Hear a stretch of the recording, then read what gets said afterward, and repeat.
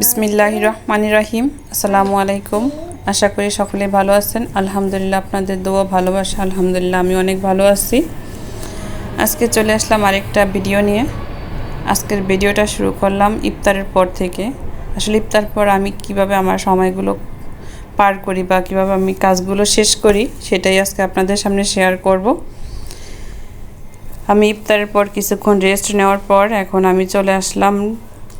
আমি শুধু ইফতারের পর ভাতটাই রান্না করি, যেহেতু সেহরিতে আমরা ভাতটা খাবো, সেহরি পর্যন্ত যাতে ভালো থাকে এই জন্য ভাতটা এখন রান্না করতেছি। এই যে আমি চাল মেপে নিলাম, অল্প একটু চাল হলেই হবে, এক পট চাল নিয়ে নিচ্ছি। চালটা একটু ভালোভাবে পরিষ্কার করে নিই। এর মধ্যে আরিশা আমার কোলে উঠে বসে আছে, যেহেতু একা একা খেলার জন্য কাউকে পায় না। আসলে যারা একটা বাচ্চা নিয়ে সংসার করে তারাই বুঝে বাচ্চা রেখে কিভাবে কাজ করতে হয় বা বাচ্চাকে নিয়ে কিভাবে কাজ করতে হয়, এটা অন্য কেউ আর বলতে পারবে না। বিশেষ করে যারা একা থাকে তারা কিভাবে হ্যান্ডেল করে শুধুমাত্র তারাই জানে। এখানে আমার ভাতটা বসানো হয়ে গেছে। এখন নিজে ইফতারের পর, যেহেতু আজকে আমি একা ইফতার করছি, তো আমার অল্প কিছু প্লেট ময়লা হয়েছে। তো এখন যেটুকু খাবার বাকি আছে আমি ওইটুকু খাবার খেয়ে তারপরে এগুলো পরিষ্কার করে নেব। সো আমার ভিডিওটি দেখতে থাকেন। ভিডিওটি যদি কোনো অংশ আপনাদের ভালো লেগে থাকে তাহলে অবশ্যই আমার চ্যানেলটি সাবস্ক্রাইব করে পাশে থাকবেন। প্লিজ ভিডিওটি দেখার সাথে সাথে একটা লাইক দিন, আপনাদের বোনকে একটু সাপোর্ট দিন, অবশ্যই ভালো কিছু ভিডিও দিতে পারবে ইনশাল্লাহ। এখানে আরিশাকে একটু জুস দিয়ে ওরে বসাইছি, যেহেতু ও জুসটা একটু পছন্দ করে, দেখে কোলে নিয়ে তার কাজ করা যায় না সব কাজ, তাই ওকে একটু জুসটা দিয়ে বসাইছি। আমি এখন বাকি কাজগুলো একটু সেরে নিচ্ছি, যেহেতু আমার এভাবেই আসলে কাজ করতে হবে। ওকে যেভাবেই হোক ওর মন মতো কিছু একটা দিয়ে বসিয়ে তারপরে আমি আমার বাকি কাজগুলো শেষ করতে হবে, না হলে আমার ওর অপেক্ষা করলে জীবনও কাজ শেষ হবে না। এখানে আমি সব কিছু টেবিল পরিষ্কার করে এখন আমি যে প্লেট বাটিগুলো ময়লা হয়েছে সেগুলো ধুয়ে নেব। আসলে মানুষ কম থাকলে কম ঝামেলা, বেশি থাকলে বেশি ঝামেলা। আজকে যেহেতু আমি একা ছিলাম, সো আমার অল্প দু একটা প্লেটই ময়লা হয়েছে, তো এটাই আমি পরিষ্কার করে নিচ্ছি।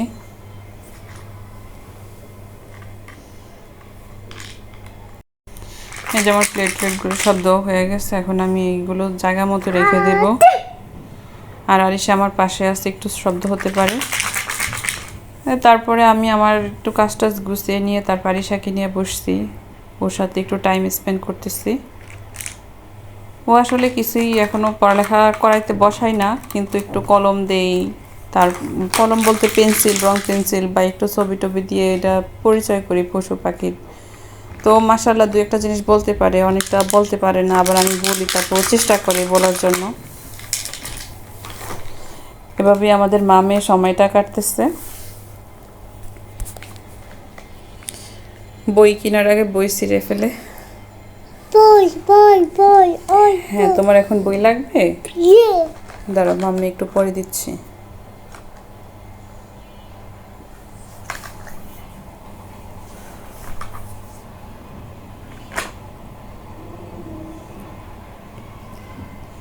ও কয়েকটা চেনে আবার কয়েকটা চেনে না, মাঝে মাঝে একটু বেয়াদবিও করে, যে সাচি কোথায় উঠা পড়তেছে। তার কোলে এই মেয়েটা থাকবে, সেই মেয়েটা অনেক বেশি পছন্দ করে। প্লিজ আমার ভিডিওটি একটু আপনারা বেশি বেশি দেখবেন এবং দেখার সাথে সাথে একটু লাইক দিবেন যাতে অন্যরা দেখতে পারে।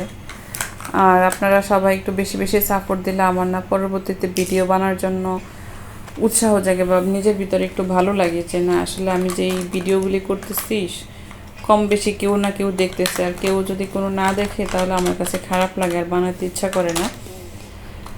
তো এভাবে একটু সময় কাটাইলে আমার কাছে ভালো লাগে। এখানে মনে হচ্ছে যে সারাদিনের ক্লান্তি শেষে একটু কথা বলার জায়গা, কথা বলি, ভালো লাগে, একটু কাজ শেয়ার করি, নিজের কাছে একটু রিল্যাক্স লাগে।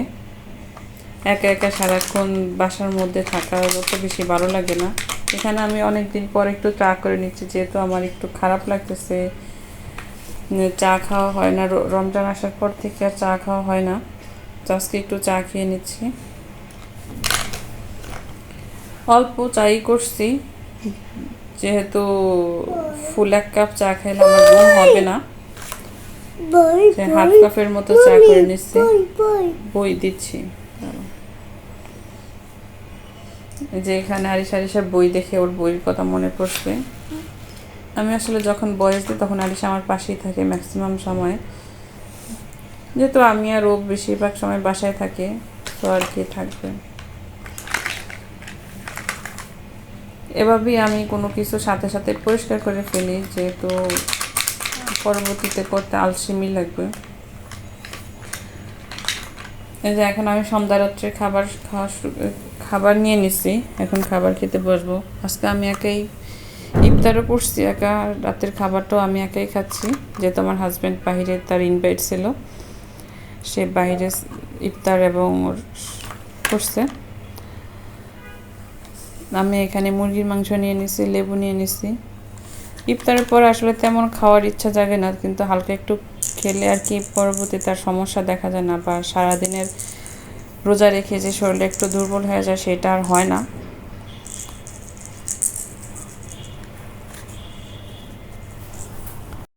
আমি জানি না আমার এই বয়েজের জড়তা আমি কীভাবে শেষ করবো। আমি যতই দিচ্ছি আমার ততই বেশি নাজুকতা চলে আসছে। আমি বয়েজ দেওয়ার মাত্রই কেমন যেন কথা আটকে আসতেছে সব কিছু।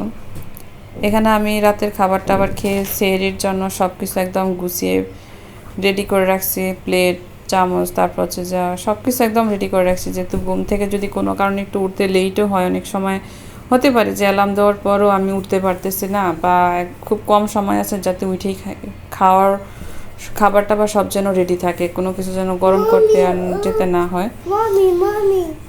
এটা হচ্ছে আমার ভোর রাত্রের সেহরির সময়। যে আমি উঠে গেছি, আমার হাজব্যান্ড এখনও উঠে নেয়, সে আমার 5-10 মিনিট পরে ওঠে। আমি এখন উঠে সব কিছু গুছিয়ে গেছি, আমি হাত মুখ ধুয়ে এখন আমি খাবার খেয়ে নেব।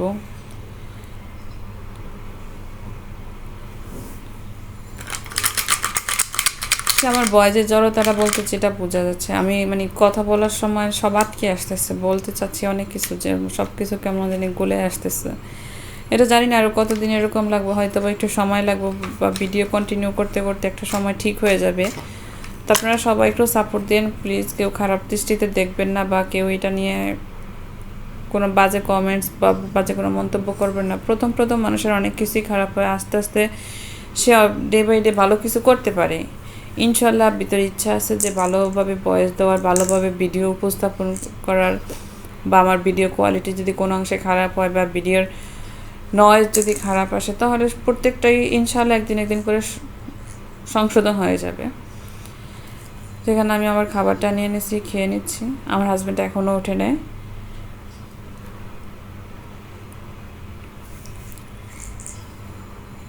ভোর রাত্রে ঘুম থেকে উঠেই তো সেটা খেতে হয়, আসলে খেতে একটু মানে খাবার খেতে ইচ্ছা করে না তেমন, এটা তো আমি অল্প পরিমাণে নিয়েছি। আমার হাজব্যান্ড উঠে গেছে, সেও খাচ্ছে, কিন্তু আমার অনেকটাই খাওয়া শেষ, সে তখন আর কি বসছে। সো বেশি একটা খেতে ইচ্ছা করে না, কিন্তু ভোর রাতে যদি দুধ ভাত হয় তাহলে আর কি একটু মোটামুটি খাওয়া যায়। সো আমি এখানে দুধ ভাত নিয়ে নিচ্ছি।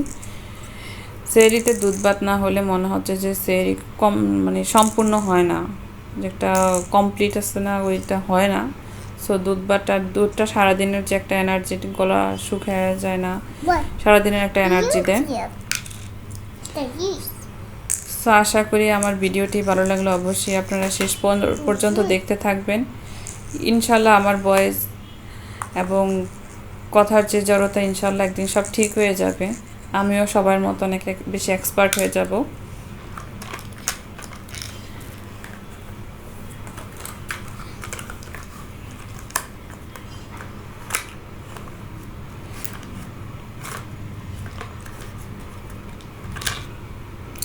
এই যে আপনাদের সাথে একটু বাহিরের দৃশ্য শেয়ার করলাম। সেহরির সময় আসলে কম বেশি সব বাসায় আলো থাকে, এই জিনিসটা আমার কাছে খুব বেশি ভালো লাগে। সো আমার ভিডিওটা এখানেই শেষ করতেছে। আমার ভিডিওটি যদি আপনাদের ভালো লেগে থাকে অবশ্যই লাইক কমেন্টে পাশে থাকবেন।